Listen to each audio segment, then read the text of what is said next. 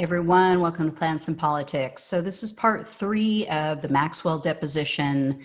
Maxwell was incredibly elusive throughout the whole experience, but she really took offense to the word recruit throughout the entire deposition. And when asked if she ever recruited any females to have sex with Epstein, whether a minor or an adult, to quote, take the pressure off of her, because she allegedly said that to someone. First, she says, quote, I don't recruit anyone or anybody, excuse me. Then when pressed, she says, quote, I cannot testify to an actual language. And then she states, quote, I will not testify to an actual statement made 17 years ago, so I cannot testify to actual language. And then later states, quote, I have no memory as I sit here today having used that word. So it's the word she takes exception to, not the action itself. Not that she actually recruited these girls, not that she actually lured them into his web, or their web, I should say, but the fact that she doesn't know if she used that exact word.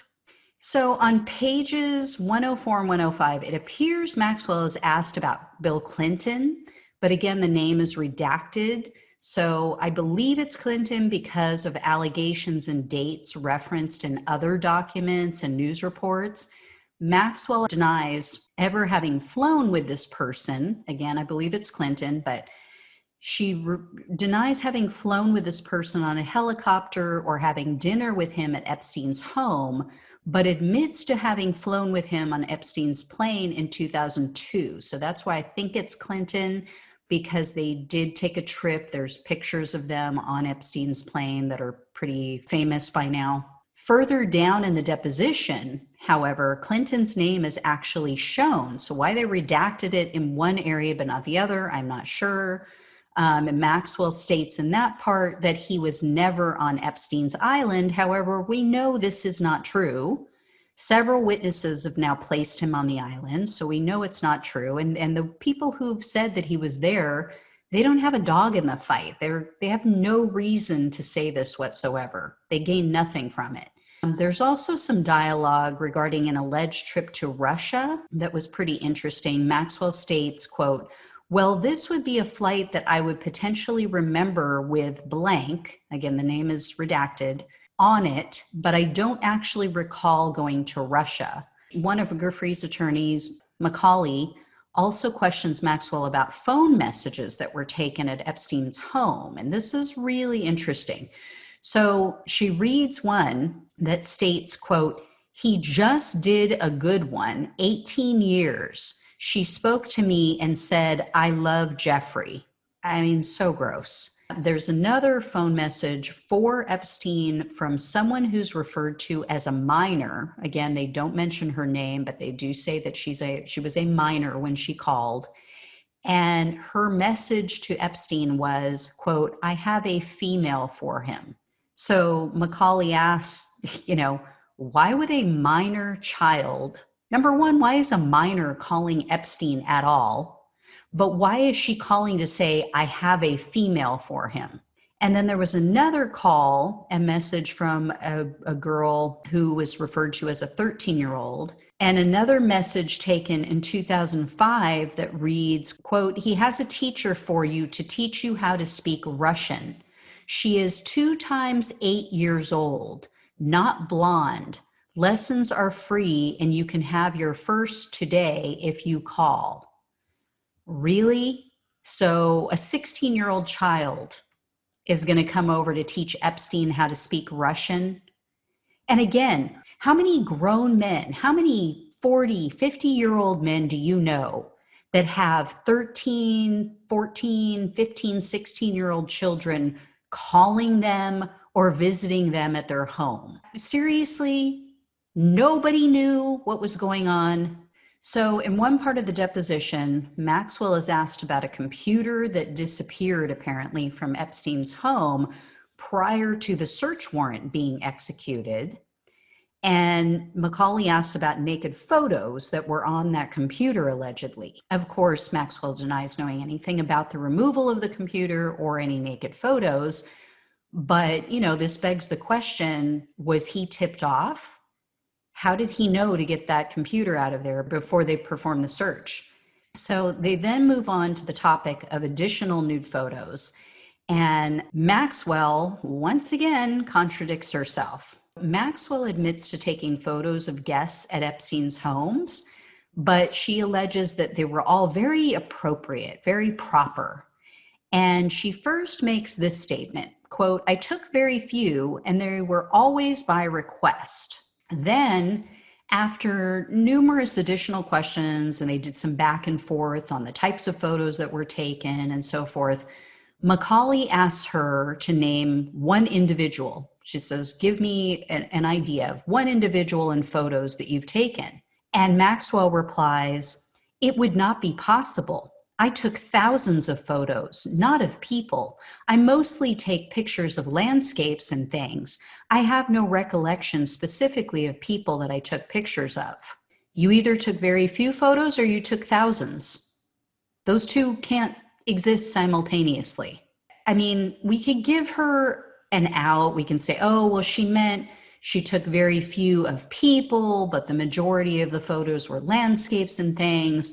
Well, we know this is a lie because Epstein's housekeeper, Juan Alessi, gave a sworn deposition this same year, which is, I'm assuming, where Attorney Macaulay is getting this from. And he stated that essentially Maxwell was obsessed with taking photos of topless girls. Alessi said in his deposition, quote, "And I remember that she had like a hobby.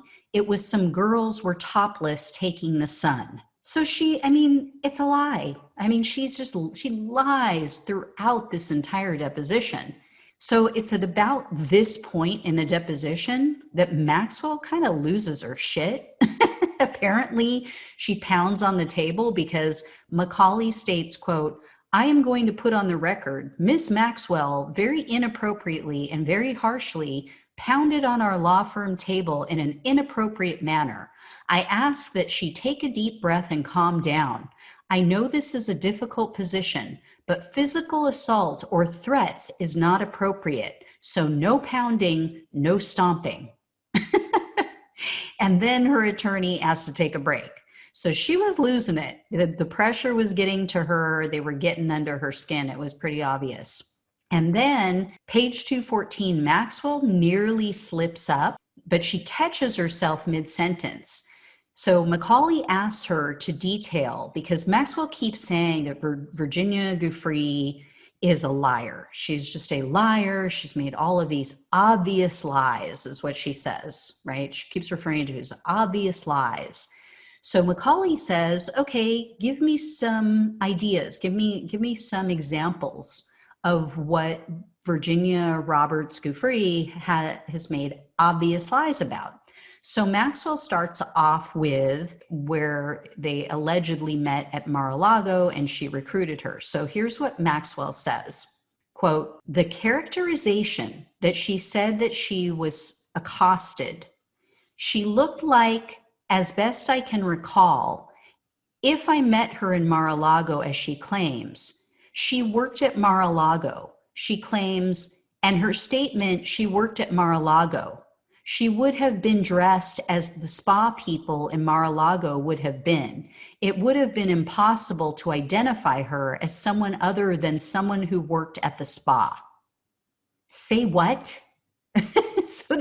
I did not edit that. That is those are her words verbatim. That is what she said in the deposition. So not only is she just tripping all over her words, repeating herself again and again, but she's obviously trying to find a way to finish her thought because she screwed up. Did you catch it? She starts off with, quote, "She looked like, as best I can recall." And then she quickly tries to shift gears because she realizes she just admitted that she does remember what Giuffre looked like in their first encounter. This woman is not good. And when she was pressed on what her lie actually was about meeting and being recruited by Maxwell at Mar-a-Lago, she never does say that Gouffry is lying about meeting her at all. She just goes on to say, and she must be lying in general because her job title in various news reports and different times that she was interviewed, it changed. Well, yeah, as a 30-something, 40-something-year-old woman, are you going to remember what your exact job title was when you were 16, 17 years old? Maxwell also tells the attorney that Gouffry is lying because in newspaper reports, she initially said, quote, somebody led her to the room where Epstein was waiting for her. Then Gouffry later named Maxwell as that person. Yeah, both things can be true. Maxwell is somebody. So she also maintains that, as I mentioned in a previous segment, that she stood outside talking with Gouffry's mother, and so she had no idea who may have taken her up to meet Epstein. She alleges that she was out there the entire time.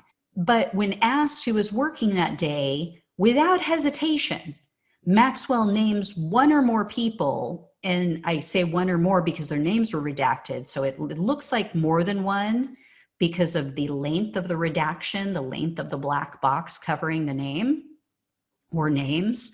So again, she can't recall taking hundreds of flights with Gouffry. She says she barely remembers her at all.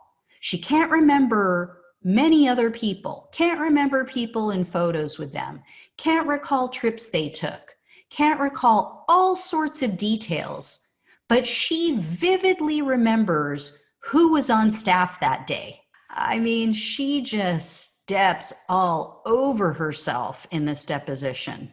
So anyway, guys, that's the end of part 3. I will put out part 4 shortly. As always, like, share, subscribe. Thank you for watching and listening. I will talk to you soon. Take care. Thanks for listening to Plants and Politics. The only way we can take our country and power back is to spread the truth and build an army. So remember to like, follow, subscribe, and share on Facebook, YouTube, and wherever you listen to your podcasts. Thanks again.